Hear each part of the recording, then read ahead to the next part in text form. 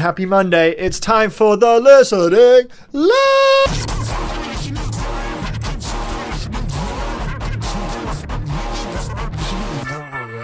This week, I actually listened to like a good amount of music. Like I did alright this week. Look at that Sunday. That is a packed fucking Sunday, mate. That Sunday alone there's more albums.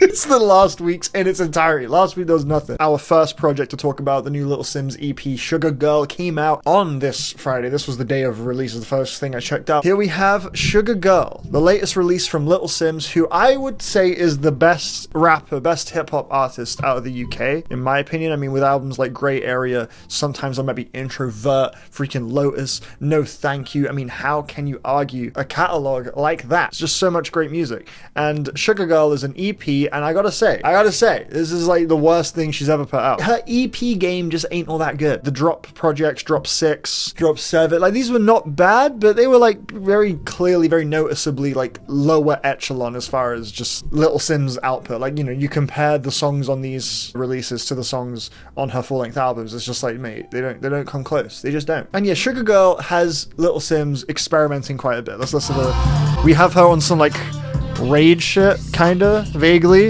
with a new voice. Yeah, Playboy Carti is clearly in the rotation. Little Simz, I encourage her to experiment, play around with her voice, do cool new things. And I'm very glad that this is happening on an EP, a transitional in the middle project, than it is on like the new album. Like if the new album came out and it sounded like this, I'd be like, dude, what the hell? You should have like tested this out before you made this on your new album. But and this is what that is. Like Vince Staples' EPs, I think are good examples of that. You see Vince in like a rare pocket on those EPs, like on Prima Donna or Hell Can Wait or FM. And this is unfortunately just one of those times where the execution this voice is kind of cool in theory, but I think Little Simz commits a little too hard on this track. Like the voice, like I get it's kind of going for this like atmospheric, cold, eerie thing. She probably could pull off something like that, but I feel like she's gone too far with it. Like I think maybe she went like 100% into this voice on this track. I think the version of this song where we're getting 70% might sound a bit less awkward, because it sounds like she's forcing something a little too much. And it doesn't help that this beat is just super dull. It's just a very default idea of like a hard rage beat. No Judas. Pretty weak bars. Not that this type of hip-hop has ever been too predicated on having great bars, but Little Simz is someone who typically has great bars. And yeah, like someone like a Carti, you know, maybe his lyrics are a little trite and silly or whatever, but it feels authentically Carti. It feels like he is bottling and distilling this chaotic, rambunctious, uncontrollable energy into his music that you can't get anywhere else. I doesn't really feel like I'm getting a similar concoction of just like aligning stars when I hear this. It feels very awkward. Again, yeah, I'll use the word awkward. She super locks in the second half of this track. You know, Little Simz normally raps like this, with this very like triumphant, like moody beat, has this big scale to it. Stay sharp, stay diligent, vigilant. Mommy, if I line these troops up one by one. So it's not top tier Little Simz or anything, but like that's way more listenable, entertaining, and yeah, less awkward than what was happening at first. These two tracks in the middle, they're totally fine. I'm also coming to the realization that 070 Shake is like a song killer, like in a bad way. Like whenever you see featuring 070 Shake, get worried, bro, because the song always tends to like float in the direction of her sound a little bit, and she has this kind of reverby, large scale, like massive ballad sort of thing going on. And I've not heard like her recent output, but I did hear her first album, and I remember thinking it was just obnoxious and how interested it was in trying to like dangle this idea of grandiosity in front of me, and I just never really quite felt it. Whether it be the Swedish House Mafia project, whether it be the Ray album, the Yeet album, the Lancey Foe one, yeah, it wasn't too bad, I guess. But yeah, generally whenever I see her name rock up on a feature, I think from this point onwards I'm gonna like have my guard up, you know. Overall, my review of Sugar Girl is like, nice try, I guess. I didn't like it though. I don't like any of these songs. I'm going to move on to Saturday, where we re-listened to LP4, American Football, SD3, Lukeman, and I gave a listen to A by Pan-Sonic. Yeah, this American Football record is the shit. Yeah, absolutely loving this thing. This is like one of the most freeing things I've heard from the band. It feels like barriers have been broken down on this one. Really enjoying Patron State of Pale. That's one that's been kind of climbing in the ranks. This feels like the most they've like understood their pain, I guess. Like that pain is still there. Like there's a sadness, that emotional quality of American football, still very much there. But this is the most, I think, they found a peace within that pain, you know, and they're kind of inviting it a little with some of these tracks that are a bit more moody or eerie. I really like the guest vocals in the background of this song. Let's play Rochambeau. You see that piano just has this like wonder, this uncertainty about it. Just sort of sprinkles itself around this very curious but like moody instrumental. It's so evocative, man. I love it. Let's play Rochambeau. Some really cool shit going on with this first track as well. After a couple minutes, you really settle into it, and it just, oh man, it empowers you. It's empowering. It's so cool. I was born. I love those snares, especially the way the snares hit. Yes, guess the time signature of this one. Hold on. 8,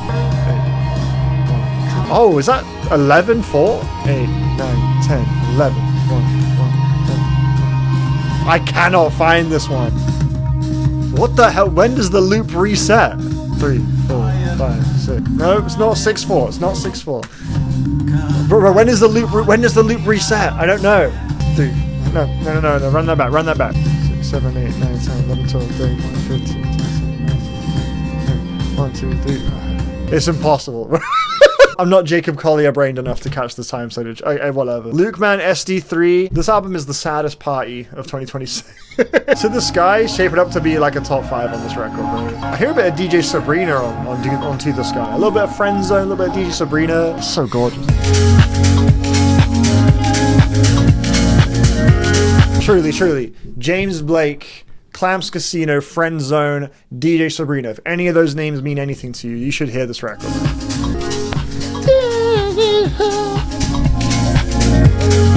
Lovely warmth to this. Has that crispiness, that like organic raw crispiness, you know? I think What is also kind of a dancier one. Oh, it's like a more up-tempo one.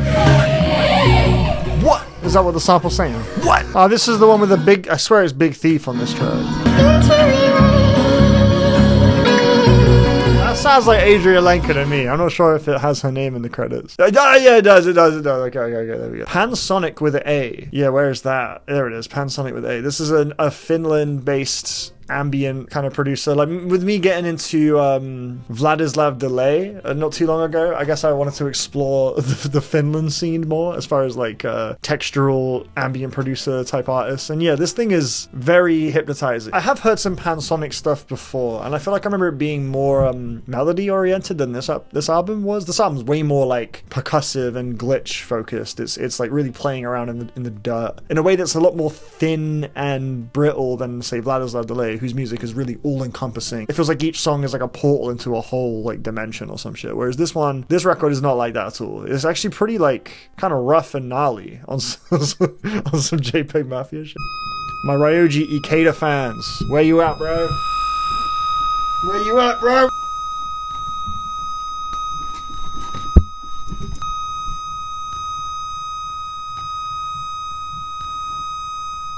I woke up this morning and I figured I'd call you in case I'm not here tomorrow. Who would kill this beat, you reckon? Who would kill this? Genuinely, maybe JPEG. Billy Woods, there you go, yeah. Billy Woods is my king of experimental rap, for the record. Is this the one with the crazy drums? I think it was this one. Yeah.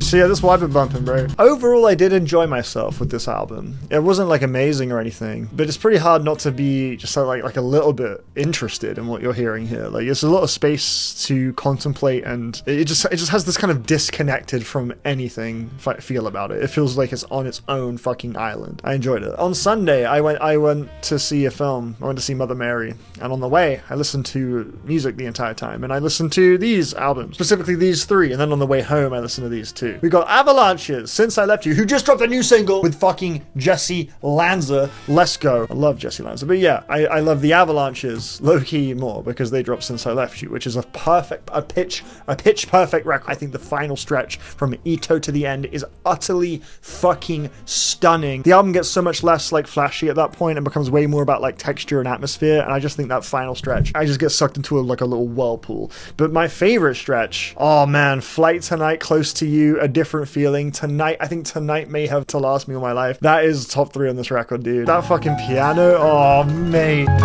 so lovely, man.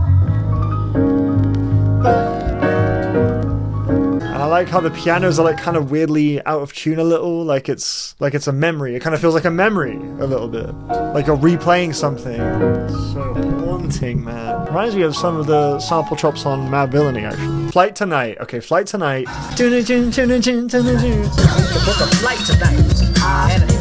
Loads of fun, but bro, what this album's actually goated at is giving you a track that's like, oh, this is great, and then the next track is equally as great, but it just so beautifully, so naturally continues the momentum of the previous song. The parties from that last track, the feeling of that last track is like still present in this next track. It's like the party's not done, but we're just gonna like maybe invite more people to the party, you know what I mean? That's kind of how it feels when you go from track to track a lot of the time on this record, because obviously the transitions of it's seamless. Oh, this transition is so crazy. I like how they abandon the main loop and just start messing around with it.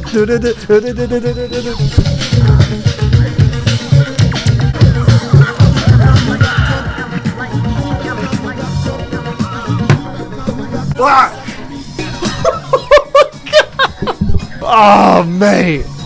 This album's so fucking perfect, bro. Weirdly enough, one of my least favorite tracks here is actually Frontier Psychiatrist. It's not even bad. Like the way they use like conversations and words, like construct like different meanings within the rhythm is so creative. But I'm just not huge on like the kind of supervillain kind of tone it has. Like this more like playful, you know, major chords, just like fun little rhythms and just voices hopping in. Not that that's not present at all on Frontier Psychiatrist, but this tone, crazy shit.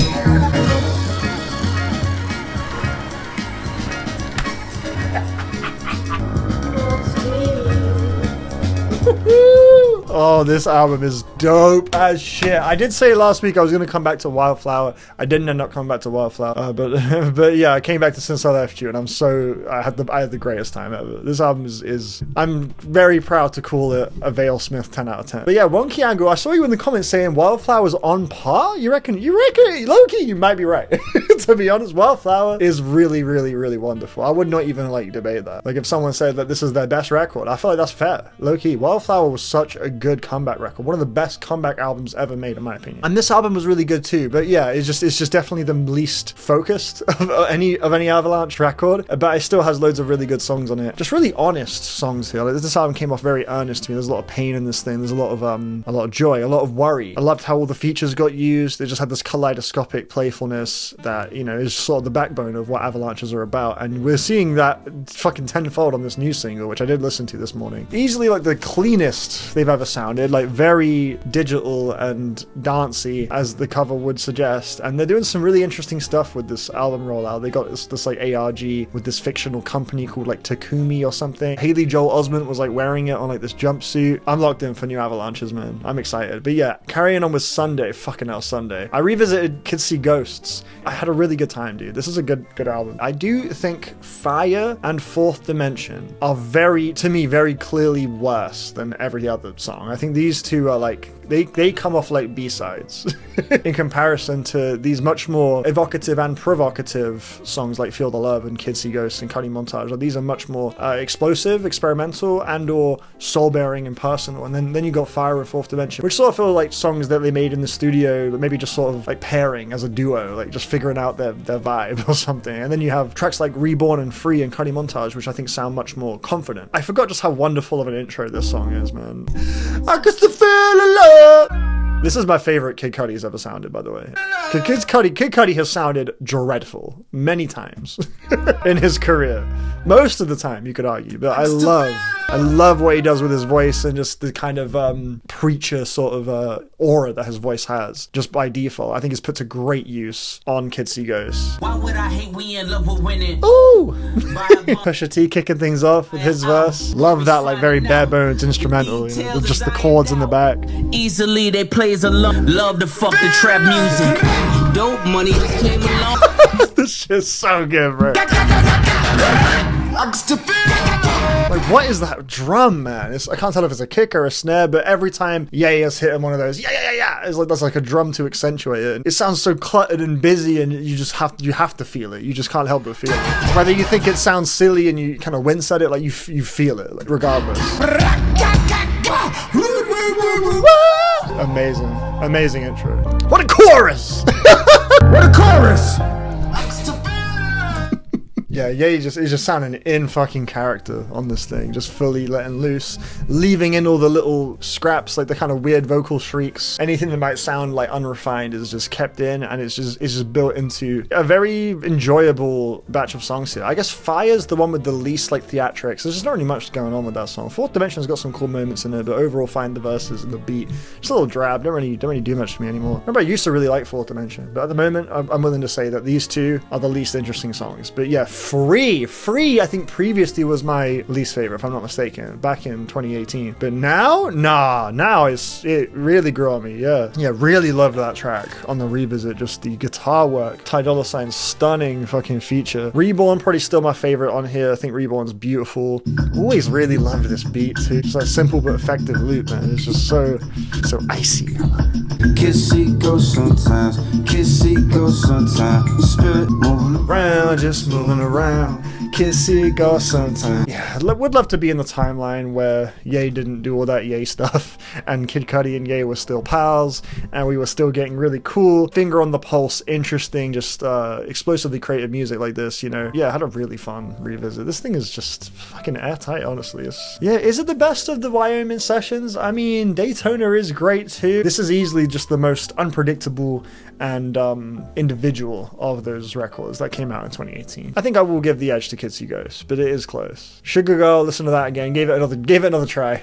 Yeah, I already talked about that, so we'll move on to King Krule with Space Heavy. Man, believe this is the most recently released of my 10 out of 10s. I think this is the last album that I scored a perfect 10, and yeah, I stand by it. I think this is a note perfect record. I absolutely love this thing. It's my favorite King Krule project, and just like I was saying about the Pansonic record, this album also feels very isolated. The title Space Heavy is referring, in my interpretation, to I guess just the pressures of existing, relationships, responsibilities, you know, just the world is heavy. The space around me just feels like it's closing in. That's kind of the vibe I get with this album's atmosphere, just the textures and the way it just rumbles along so quietly. This album feels like it's being muted unconsensually, like it wants to be more expressive, but it's just that the space is heavy. You feel the heavy space between us, I think is the line on Seaforth. I feel a heavy space between us. This faith is all I have. Like, oh man, so many lines that they just do all the talking. Like a simple line that really just says so much. So much of that on this record. I love the writing, but I love the musicianship even more. The reason I love this record is because of just how it sounds. It sounds so expressive and beautiful. It has this brightness, despite the moodiness. There's a brightness just lurking beneath everything.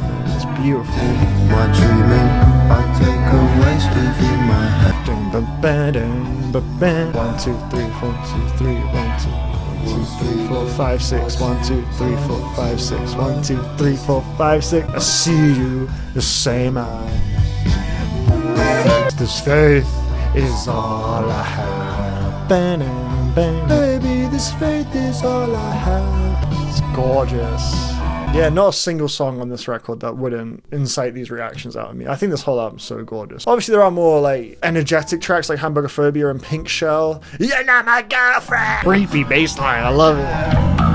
Being in your shell, I'm now your girlfriend. That's King Krule's roots right there. He loves his jazz. Anymore. Oh, the little vocal tremble here.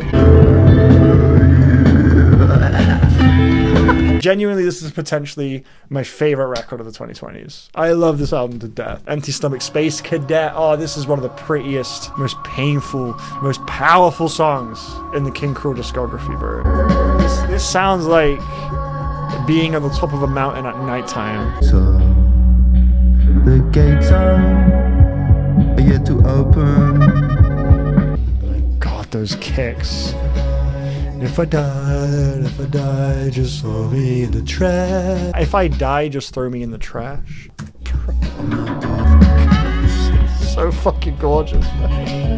The way this song just like slowly phases in and out of like all the different frequencies happening. It's just in this constant state of motion, like life is passing by or something. Like maybe you're in a car going through a tunnel. Like that's the kind of feeling it has, like auditorially. And just the vocals, how defeated King Krule sounds, like lyrically and performance wise. Like, oh, this album is so wonderful, man. Oh my god. Oh, I might hear this. I might listen to this later. After King Krule, I listened to J. Pool's leaked album album, you know, his debut that was in the making, but then it got leaked in 2013, but then officially released in 2019. J. Poole, he owned what happened to him, and he dropped this shit properly on streaming for everyone to hear, and it is still one of the most cutting edge and fascinating pop R&B albums you can get your ears on. I feel like if this did get finished, if it did actually end up seeing its release as it was intended to be seen, you know, it would have been one of the greatest debuts of all time. And because I feel like even in its current unfinished state is low-key one of the best debuts of all time. Like, this shit is unbelievable, so fucking groovy. 100,000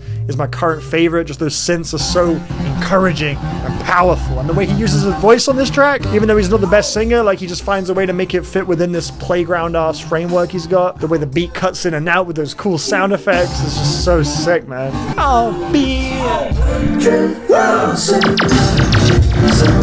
you can find your own fucking language. You don't need to stick to any sort of rules as far as how songs are supposed to be mixed and mastered and blah blah blah. Like, there are definitely techniques and shit that can help you getting it to sound a certain way, but ultimately, like, this is an example of a record that had its own approach that just can't be replicated, bro. Like, I feel like J. Poole has definitely inspired so many producers in that way, just to just feel more free when you're making music. And yeah, like, his discography as far as finished songs, I believe it's just these two and Straight Out Mumbai, because every other track is labeled like demo unfinished. And I wonder if we will see more songs from J. Poole ever. Low-key, he doesn't have to do shit. Like, he's clearly happy just being his reclusive ass self. I went to his concert a few years ago at All Points East. It's still to this day, like, definitely in my top 3 for like best sounding concerts I've ever been to. The sound was truly like engineered to perfection. It was so fucking amazing. Yeah, he lives in Rayners Lane. I remember me and my friend Joe, we went to Rayners Lane. We went to an Indian restaurant called like Club 4000 strictly because my friend Joe, he fucking loves J. Poole, and he found out that like J. Poole loves this restaurant. So he was like, we should go, bro. What if he's there? Like, we literally did that. We went to Rayners Lane and we went to that restaurant. And it was a really nice restaurant. It was delicious. Really good Indian food. Recommend it if you're in or near Rayners Lane. Next up, A Fever You Can't Sweat Out by Panic at the Disco. The debut album from Panic at the Disco. I listened to this again. I revisited it. This is a childhood favorite of mine. I used to absolutely love this thing. And this is actually an album that I remember I spent a good deal of time rejecting it, because you do that. You know, you grow up and you find your own taste, and maybe you feel like me, you go on Pitchfork and Rolling Stone and rate your music, and you start looking up classic albums, best albums of all time, and you learn that Panic at the Disco or All Time Low or Blink-182 are just generally seen as like shit.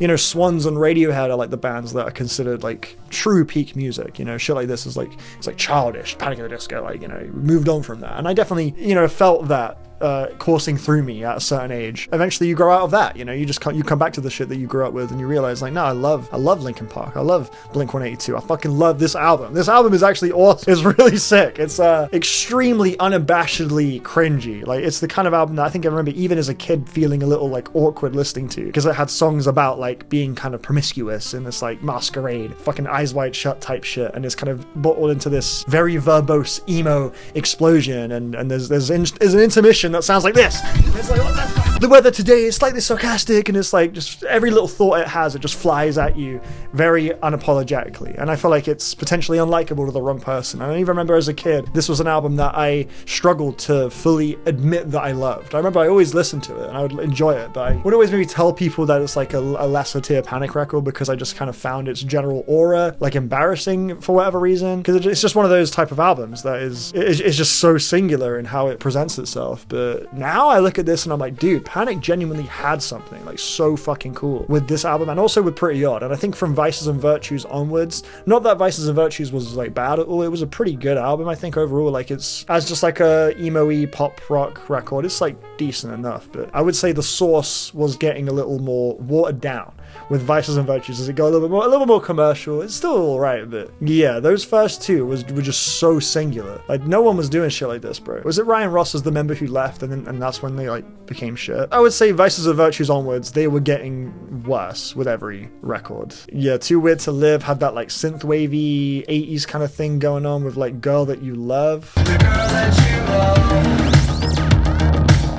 Very pastiche. I don't know, like I don't mind that. Sure, pay homage to like a throwback sound. They did that with Pretty Odd. Pretty Odd is Beatles worship front to back, but it's like the songs are great. Like, it's melodic bliss. This thing is lovely. I really enjoy Pretty Odd. But yeah, here I just don't think the song's really quite cut beyond hokey pastiche. There was some okay, pretty decent. Like, This Is Gospel's not bad. Colorful is the best track on this record. Colorful is fire. I actually really fuck with that as like just like a pop song. I'm too nervous to come back to like Vegas. Like, it's far too young to do it. End of All Things. Remember the piano is like so dramatic on that one.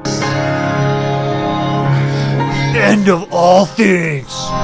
Everything ends, bro. I don't know, man. Yeah, but then it was Death of a Bachelor is awful, bro. Pray for the Wicked, don't even fucking talk to me. Just the most bland, basic bitch ass. It's like, what happened to these guys, bro? Brendan, what are we doing, Brendan, bro? And I know Brendan also, he was outed as a bit of a pervy guy, right? He was kind of predatory, as a lot of pop punk bands seemingly were. And he's done now, isn't he, with Panic? He's like, this is over. Wasn't Viva Last Vengeance like the last one? Anyway, this was always my favorite track on the album, and it still is top tier, but I don't know if it's my favorite. I got a new favorite, which I'll talk about in a minute, but this song's still dope. It's that I'm feeling.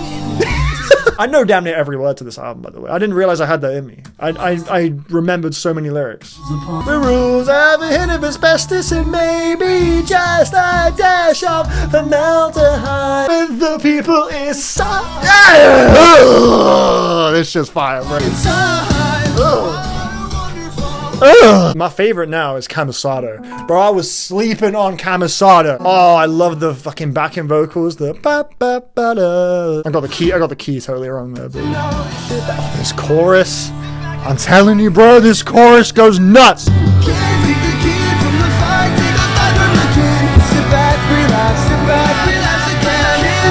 Oh, he hits that high note, bro. That extended note.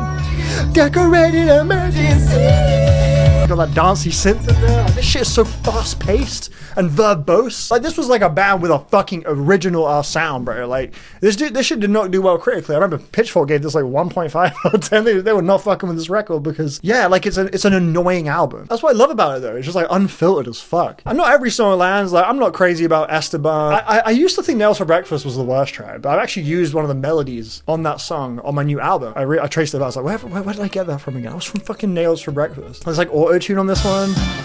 I used to hate the auto-tune, but I love it now. Intoxicating alien-ass feel to it. Because of the digital elements, like, it works. To me, it works for what the song's going for. The bass line is so obnoxious. Oh, this chorus, bro. Oh, the choruses on this record are so good, man. You know you should say. Oh man, these hooks were nutty. God damn, low key, this is a dope ass album, bro. After that, I listened to the Lemon Twigs. Speaking of Beatles. Speaking of Beatles worship, the new Lemon Twigs record, man. I gave it a go on, what was it? Wednesday, Thursday? Fucking Tuesday, my fault. I guess I've been talking about so much music, I'm assuming we must be at Wednesday or Thursday, but no, bro. I listened to a lot this week, man. Shit. I decided to try the new Lemon Twigs record. I've been enjoying Lemon Twigs' recent output quite a bit. Everything Harmony has one of my... Dude, Ghost Run Free. Ghost Run Free. One of the best fucking songs of the 2020s. Period. This song... This individual, so the whole album's dope, but this individual song, bruh, I love this shit. Hey.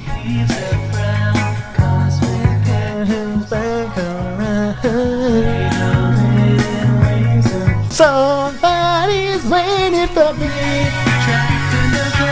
Oh yeah, this shit's gorgeous. So yeah, if you don't know Lemon Twigs, they pull it from that 60s classic soft rock kind of sound, you know, fucking Beach Boys, The Doors, The Beatles, that's the sort of vibe, but they're using an analog tape recording to make it sound authentically like it's from that era. And yeah, like, I guess for some people, the pastiche sort of throwback vibe of it is like nostalgia bait, but to me, it's no different from, I don't know, like a Bruno Mars or a Weeknd pulling from the 80s or something. Like, they're pulling together really, really catchy, memorable, fun fucking songs with so much ear candies. Like, it's not just like it's like rip-off, like, it's just the Beatles. Like, no, it's like, if the Beatles recorded and released these fucking songs, they would be great Beatles songs, because the songs at their core are dope as shit. They just happen to have that kind of aesthetic about them. I really think the Lemon Twigs are onto something, man. Like, this song is so fucking good, man. The key change too, later on, the backing vocals that come in as well, and the chorus, yo! Let's go. I actually need to see these guys live, bro. I would lose my shit on this one. Assuming this is in the set list. It better fucking be in the set list. Their songwriting is obviously dope. Like, they have amazing choruses, wonderful melodies, loads of personality, loads of humor, but like their production sounds fucking awesome, bro. The jangly guitars are so like nice on the ears. The drum fills, the drum finishes they have, like they're just so fucking well produced. And yeah, they've been on this vibe low-key from the start, but particularly with Everything Harmony onwards, they have really adopted this kind of pop formula that they have been keeping to on this new record as well. And does part of me feel like we're kind of getting a little comfortable with this sound? Sure, but in my opinion, they're keeping the ideas so fresh on this record. This new album is so good, man. This shit is fucking dope. It low-key might be their best project. It's really, really good. Like, as far as just sheer hit rate. The way I see it, like, no one else in this space is really doing this sound like they are with songs as good as this. So I'm kind of cool with them keeping to this sound if they're going to keep coming through with songs as good as, bruh, how do I even start? 2 or 3 is so fire. I just can't get over Losing You. The ending of this song, oh, I love the ending of this song. The vocal harmonies, bro. Are you hearing this shit? I just can't get the strings in there. It's so much heartache. Oh, mate. Yeah, this shit's fire. I Hurt You or Nothing But You is probably my favorite. And what's crazy too is they're talking about like current shit as well. Like on Bring You Down, I think it was like a machine's gonna come and take my job. The man's trying to bring you down, and it has the vibe of like a juke saloon sort of like party thing, like Back to the Future or something. It's gonna bring you down. Just to bring you down. At the very end when it goes all deep as well. Just to bring you down. Just to bring you down. These guys really, truly at their core feel like fans of this era. Like truly like big nerdy ass fans of this sound. They clearly grew up with this shit. And they don't want to just rip it off and give you like some watered down modern type version of it. They want to give you a good fucking version of it because that's what they experienced. They want you to be along for this ride like they were. They're not settling with just some like basic ass tracks. These are like really good, memorable, fun fucking songs, bro. Like, dude, Nothing But You. Oh, there's this guitar that comes in after the first chorus for verse 2. I've been thinking it down. So catchy. Baby, but you. And this guitar comes in. It's so low.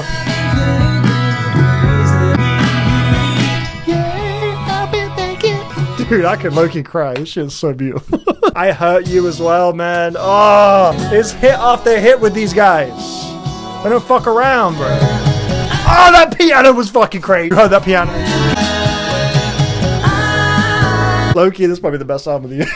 Low-key, this actually is kind of amazing. I think right now my top 3 albums this year, By Storm, _ Lemon Twigs. I'm not sure what the order is. Yeah, hey, Lemon Twigs, man. They were not playing with these fucking songs. I'm having a great time with this shit. And I also made some time to come back to A Dream Is All We Know as well on Wednesday to go just to revisit the previous project in relation to the new one. And yeah, it's a lot like it's similar for sure. It's very similar. Like, I do feel like, again, they may be low-key coasting off of this sound, like, and I don't blame them. They're really good at it. But one thing I will say about A Dream Is All We Know, it's a lot sadder. It's a lot more melancholic than some of the other ones. They're particularly zooming into this feeling of like what could have been, what could be. A Dream Is All We Know is really like the backbone sentiment of this thing, and how sad it can be when you feel like it's getting further away and out of vision. That's a feeling I feel like I got a lot from these tracks. Love that. Love that. Is that guitar? What is that? Synth? Wow, wow, wow, wow, wow. All I know. What a lovely little melody right there. A dream is all I've got to show for my... Oh, bruh. 2 motherfuckers with a dream, bro. I believe, aren't they brothers? They're like siblings. Yeah, Brian and Michael Daddario. Any relation to Alexandra? I also checked out this new Glaven Curtains collab album. Got some like holy church vibes going on. God Save the Three. I'm not sure what that fucking means, to be honest. But yeah, it's pretty good. Is that a cover of Labi Siffre? Is that what that is? Definitely not a cover of Labi. But yeah, this new one's cool. I like half 2. The guitars on this one, very emo, very angsty. They freaking hop around a lot of different sounds though. The band is a bit more digital, dancey, but it still has that like angsty spirit about it. The Troubles is like on some like D&B kind of vibe on that. And then there's this interlude, which is like straight up like a country ballad. I used to be.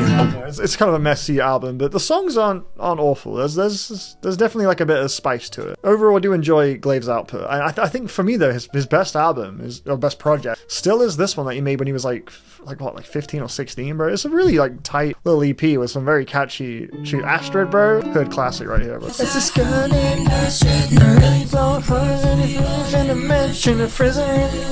got that prepubescent type voice on this one. He's got more like control over his voice now that he's a bit older. But yeah, there's some good tunes here. 2009 is really good. D&D is probably my favorite. After that, I checked out the new Kneecap record again. Like Find Out to me feels like a more complete final package, I guess. But what they're toying with on Fenian, just expanding their blend of dance and hip hop. No one really does it quite like them. You know, no one's really pumping out tracks like freaking Headcase with the level of precision as Kneecap. And I like the transition here too, from Big Bad Mo into Headcase.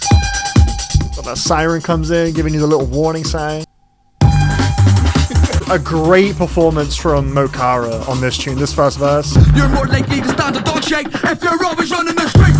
And the kick off the back here. There aren't too many Kneecap songs that on first listen when they hit, I was like, whoa, this is like unlike anything I've ever heard. But I am always impressed with their ability to just bottle their primal, unique personalities and energy into these really catchy, well put together tracks, you know. And I feel like the Fine Art demonstrated that, and Fenian just has them expanding their palette a little bit, but I don't think they've lost that edge or the quality, really. These are still very good songs to me. And then we ended the week with the re-listen of Look For Your Mind.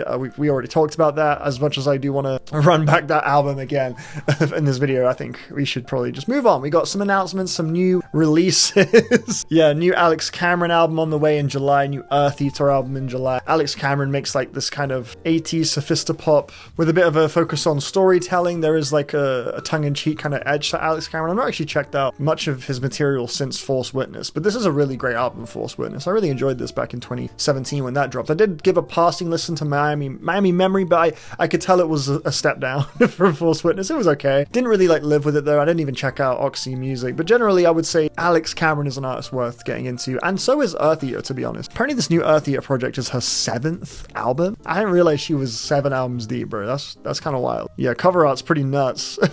Pretty crazy cover art right there. But yeah, that's Earth Eater for you, bro. I mean, I remember I freaking reviewed this record, bro. I reviewed this shit, and I think I gave it like, I can't even remember what I gave it, like a 5 or a 6. I can't remember a single thing about this record. I'm looking at these songs, bro, I don't remember one of these tracks. Damn, that's so crazy. That's so wild. Given that I would have like spent weeks listening through that record a bunch, how the fuck do I just remember nothing? That's wild. Like I made a whole review for it. Hovdy was the other one. Yeah, Hovdy are cool. I think it was Cranberry is the one. Yeah, I've heard this one. It was cozy, cute, wasn't too bad. They have a sound and a general vibe that I am interested in. I do want to give them like a proper like discography dive at some point. But yeah, their new record Big World is coming out. The Mountain Goats, they got another one. Freaking Mountain Goats, man, they never slow down, bro. These guys have got so much music. Shit, was the last album by the Mountain Goats I listened to? I want to say it was In League with Dragons from like 2021 or something. 2018, 2019. When 2019, 2021. What am I talking about? Yeah, Sicilian Crest. I remember really fucking with this track.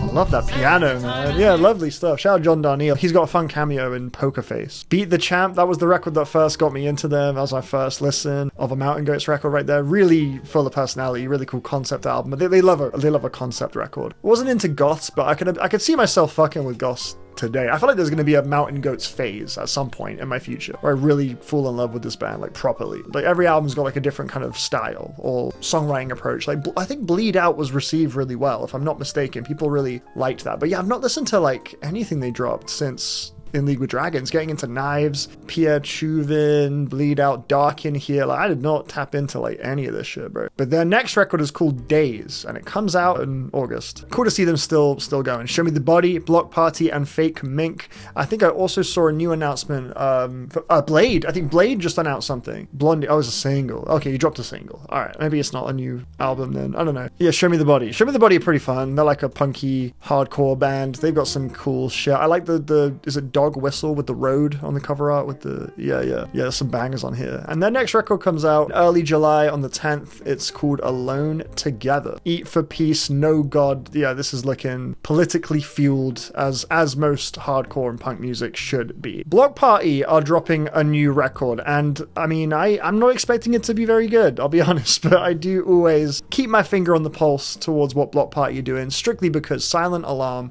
Lord have mercy, Silent Alarm. If you have, bro, I'm so serious. If you have not listened to Silent Alarm by Block Party, if you've never heard this record, honest to fucking God, like, change that. This is like a perfect album. This is one of my favorites ever. No fucking contest. I think it'd probably be in my top 5. They've struggled to follow it up though. Even Weekend in the City, I don't think is that great. I know people, there's defenders for this thing. There are people that think this is even better than Silent Alarm. I think those people are insane. This is a pretty sweet album, but that's the thing. I think for me it's too sweet. It's like way too saccharine for me, and that's something they have, struggled with, in my opinion, for a lot of their later career stuff. I do think there are some really good tunes on Intimacy, but yeah, their last one, what was it, Alpha Games?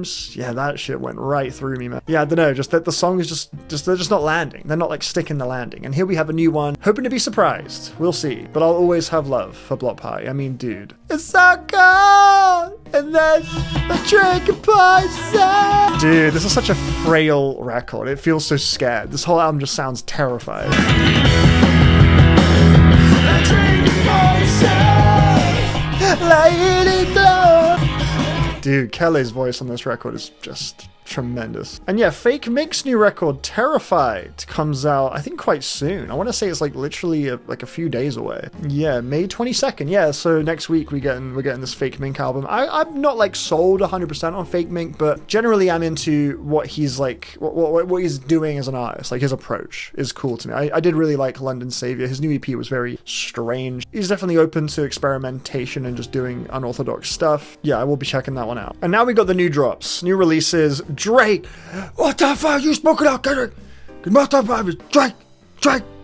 Yeah, was that a foreshadowing for the triple Drake drop? Through the kindness of his heart, he has seen fit to give us 3 new studio albums. 3 new Drake albums released on the same day yesterday. What the fuck? Iceman was the one we all knew was coming. Everyone was excited for Iceman. We couldn't wait to hear Iceman. Oh man, Iceman rollout. Yes, that's right, you as well. You who hates Drake and you're like, what? Not me, bro. I didn't care about it. No, we all were ready to get iced the fuck out. We were trying to freeze the world, bro. Hashtag freeze the world. And yeah, as Iceman got closer, I think it became clear that there might be a little bit more material, floating around. And it's like, 40 songs hit Genius. It was like, what the fuck? What the hell? And then all of a sudden, bam, 3 albums. Maid of Honor, Habibti, and Iceman are all out. Iceman's 18 tracks, Maid of Honor's 14 tracks, Habibti's 11 tracks. I have not touched Habibti or Maid of Honor. Low-key, I don't want to. I don't give a fuck about those two. But I've listened to Iceman a few times, and you can catch my thoughts on Iceman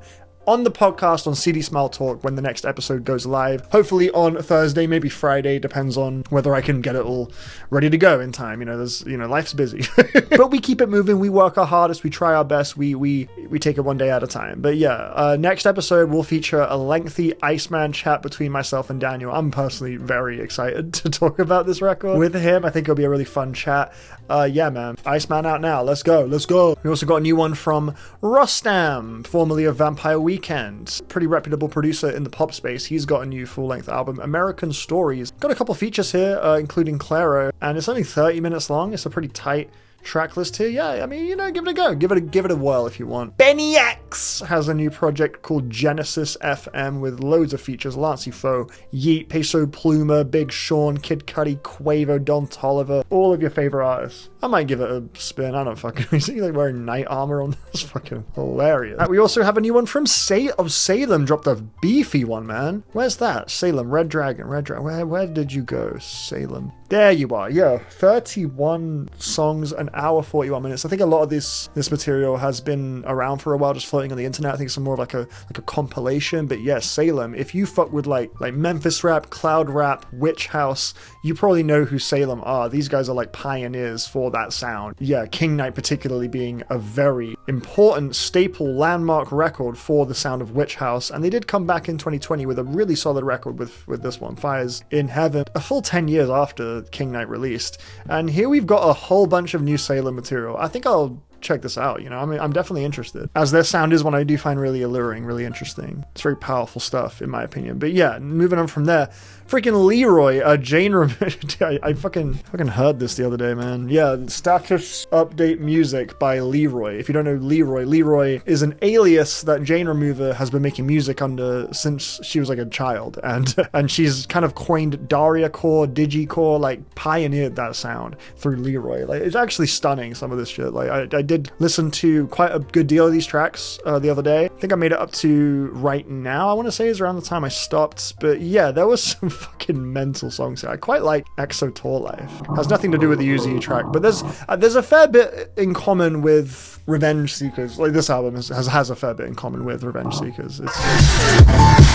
You'll find a lot of underscore samples. There were so many underscore samples and repurposing of melodies and tracks by Jane Remover on Revenge Seekers. There was like references and stuff. Loads of, that's kind of what Leroy music is like Daria Core. Like, there's loads of samples from like loads of other stuff, video games and TV shows. It's genuinely crazy how much music Jane Remover puts out, and it's all so dense, busy, loud. Like, it's so well mixed and pronounced. Like, I'm very jealous of Jane Remover's ability to turn around tracks that sound this fucking punchy and like I don't know what the hell kind of science she's got this shit down to, but yeah, this shit is really impressive to me. Wasn't in love with every song here. There were some that were super annoying, but ultimately this was pretty fun from what I heard of it, and yeah, it's a good time ultimately. And yeah, I think this is sort of a send-off to Leroy. I haven't made it to the end, but I have heard secondhand that the last few tracks do signal like a goodbye to the Leroy project, and yeah, that's fair enough. I think Jane Remover has more eyes on her than ever at the moment. I mean, she's just kind of climbing as far as recognition, popularity. Yeah, she's not slowing down even slightly. Overall, it's a good time. If you want some like just hyped up crazy beats, crazy drops, loads of wacky samples, loud saw synths and bass drops, stuff like that, yeah, Leroy's got you covered. Genesis Owusu dropped